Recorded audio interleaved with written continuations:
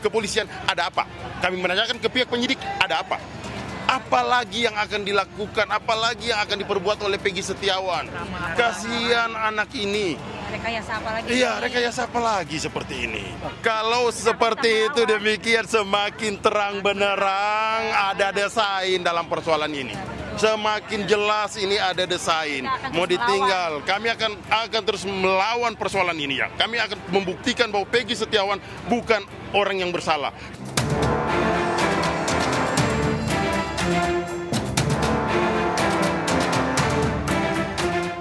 Itulah ungkapan kekecewaan dari tim kuasa hukum Peggy Setiawan tersangka dalam kasus pembunuhan Vina dan Eki.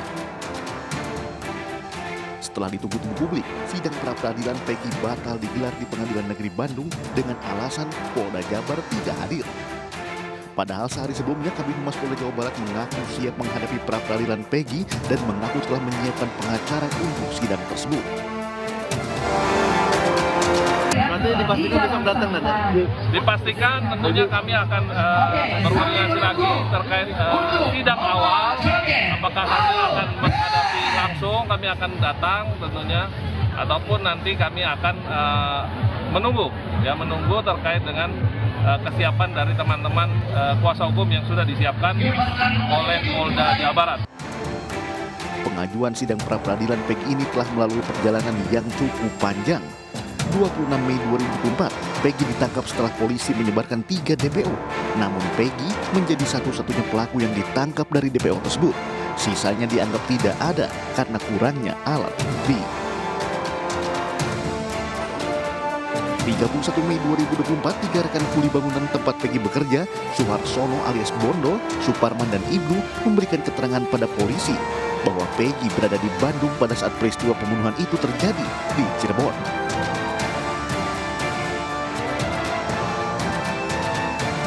Di bulan yang sama, Sakar Tatal, terpidana yang telah menjalani 3 tahun penjara, mengaku jadi korban salah tangkap. Ia juga tidak kenal Peggy Setiawan. Tidak hanya itu, Liga Akbar yang sempat bersaksi di kasus pembunuhan Vina dan Eki justru mengaku tidak mengetahui sebenarnya penganiayaan dalam kronologi peristiwa. Atas pertimbangan-pertimbangan tersebut, kuasa hukum Peggy Setiawan ajukan pra-peradilan dan sidang direncanakan digelar pada 24 Juni 2024, namun ditunda akibat Polda Jawa Barat tidak hadir alias mangkir dalam sidang pra-peradilan. Sidang pun akhirnya diundur hingga Senin 1 Juli 2024 mendatang. Di sisi lain, berkas perkara Peggy Setiawan telah dilimpahkan Polda Jawa Barat ke Kejati Jawa Barat. Pihak Kejati akan melakukan penelitian selama 14 hari seusai Tuhan. Pertanyaannya, apakah ini sebuah strategi menunggu hingga pelimpahan berkas Peggy ke Kejati Jabar selesai diteliti dan menggugurkan pra-peradilan?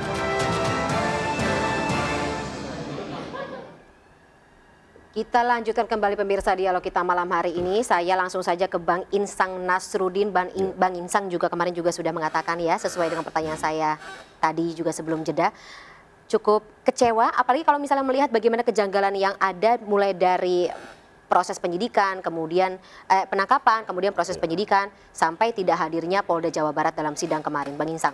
Ya, jadi dengan ketidakhadirannya itu kami betul-betul, perasaan kami betul-betul kecewa. Kami merasa bahwa ini ada desain apa lagi.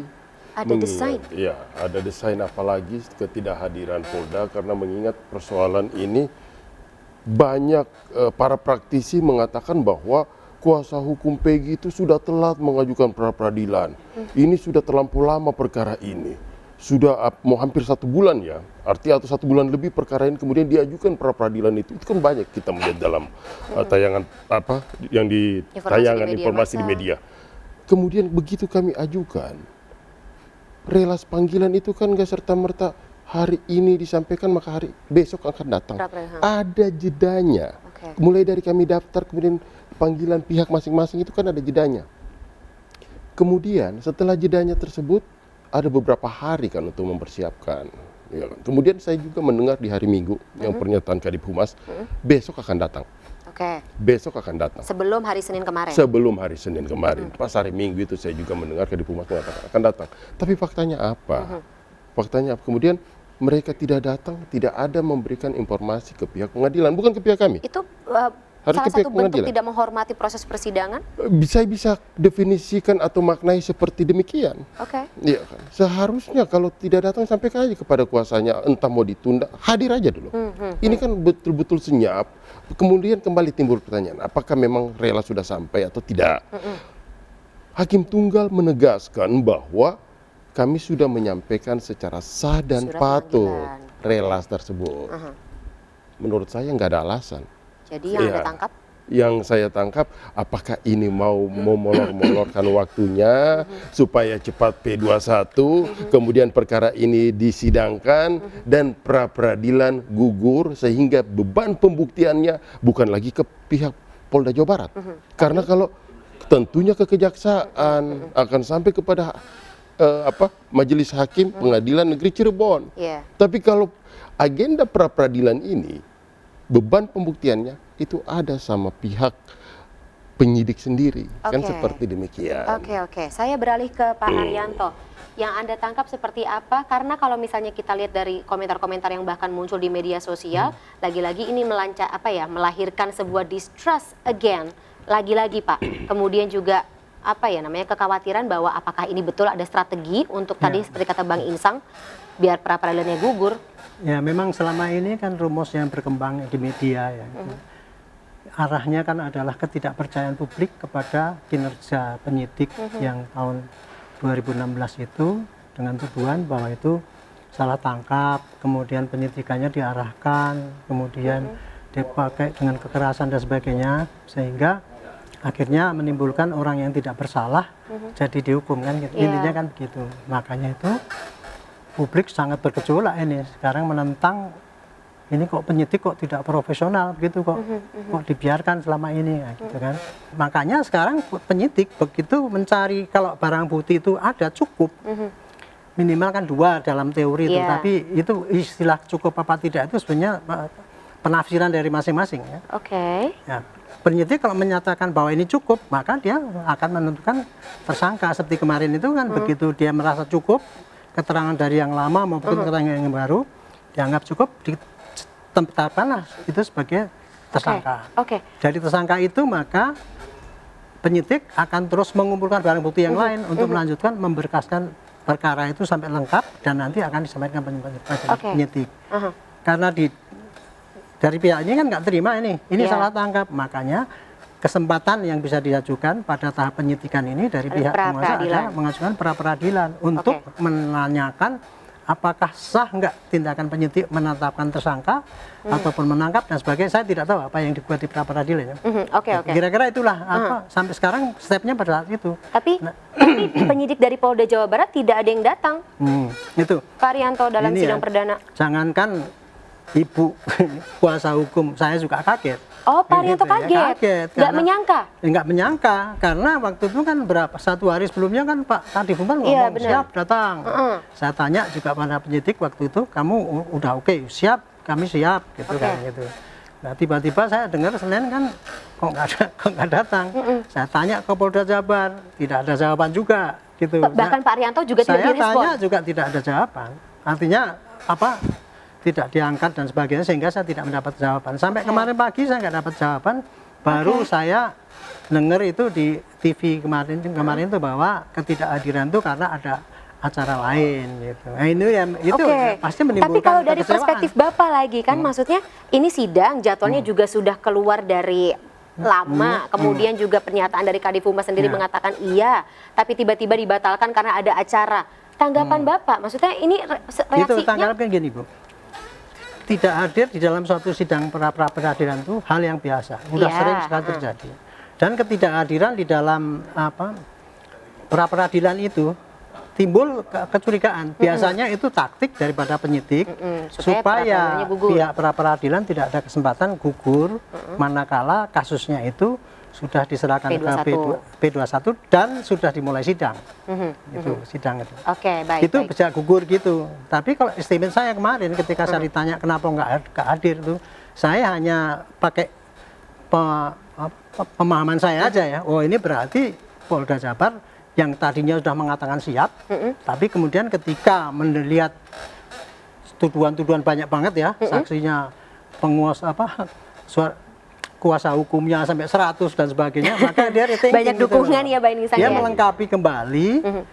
Jadi faktor kehati-hatian kalau pandangan saya, Oke. melengkapi kembali supaya jangan sampai nanti dia malu kan gitu kan, kalau di pra peradilan kalah kan dia malu paling enggak. Oke, Padahal oke. pra peradilan itu simple tuh, hanya untuk ngetes apakah tindakan yang dilakukan oleh polisi itu penyidik Oke, itu oke. adalah sudah resmi sah apa tidak, itu saja. Kalau Oke, tidak oke. ya nanti berarti ya hentikanlah penyidikan itu. Baik, Kalau baik. oke terus saja. Baik, Bang Insang. Jadi Katanya biasa sih, tapi Pak Rianto sendiri juga tadi kaget. Ya itu yang Pak Rianto aja kaget, ya kan? Karena ada dua informasi yang kami peroleh dari Kadif Humas mengatakan bahwa besok akan datang. Kemudian pas hari H, Gak datang. kemudian tidak datang. Kemudian menyampaikan kepada media bahwa ada agenda yang lain. Kok kayaknya semua dadak-dadakan seperti ini? Oke. Apakah juga di Polda Jabar itu hanya 1 atau 2 orang aja? Kenapa tidak ada yang mewakili Kenapa gitu? tidak ada mewakili? Kemudian agak sedikit saya masuk ke dalam persoalan Peggy Setiawan ini ya. Agak sedikit menarik apa yang Pak Rianto tadi sampaikan, bahwa ini adalah lanjutan dari 2016 atau lanjutan dari 8 tahun yang lalu. Tapi kita perlu ingat, Peggy Setiawan ini pertama ditetapkan adalah DPO Peggy Peron. Peggy Peron. Kami tidak tahu dasarnya. Kalau dari mana. ciri-ciri juga beda. Ciri-ciri beda, alamat rumah beda, iya kan? Kemudian usia juga beda. Tapi oke lah, kita coba berpikir, silakan aja, itu hak kepolisian menilai itu. Kami juga selaku pembela, kami juga punya strategi dan cara-cara tersendiri. Tapi yang saya mau katakan begini, kalau ini seperti kaitan sama Pak Rianto tadi sampaikan, kalau ini adalah lanjutan dari 2016 atau 8 tahun yang lalu, berarti peristiwa ini sudah berjalan kan. Kemudian yang bersangkutan ditetapkan sebagai DPO, oke? Kalau ditetapkan sebagai DPO, berarti yang bersangkutan ini terlebih dahulu sudah ditetapkan selaku tersangka dong. Betul, betul. Oke? Logikanya begitu. Logikanya begitu, tetapkan sebagai tersangka. Faktanya, atau saya katakan ironisnya, ini ditetapkan tersangka pada tanggal 21 Mei 2024. Dilakukan penahanan pada tanggal 21 Mei 2024. Pertanyaan saya, pada saat ditampilkan DPO 2016. 2016, atas dasar apa? Oke, Atas oke. dasar apa? Kemudian begini, Mbak. Peggy Setiawan tidak pernah menerima surat panggilan, Untuk pemeriksaan, pemeriksaan tahun 2016 surat sampai 2024. konfirmasi, Betul. apalagi surat bahwa dia sudah tidak, karena DPO itu orang yang sudah tidak bisa lagi ditemui, maka diterbitkan DPO. Ini nggak pernah sama sekali. Oke. Makanya kami selaku kuasa hukumnya betul-betul kaget dengan ditangkapnya orang ini. Dari kacamata kuasa hukum, praktek seperti ini tidak biasa. Tidak biasa. Oke. Tidak biasa. Jadi kalau kami melihat kinerjanya begini, tangkap dulu, cocok-cocokan. Kasihan kalau penegakan hukum seperti ini. Baik, pemirsa tetaplah bersama kami, The Prime Show akan segera kembali.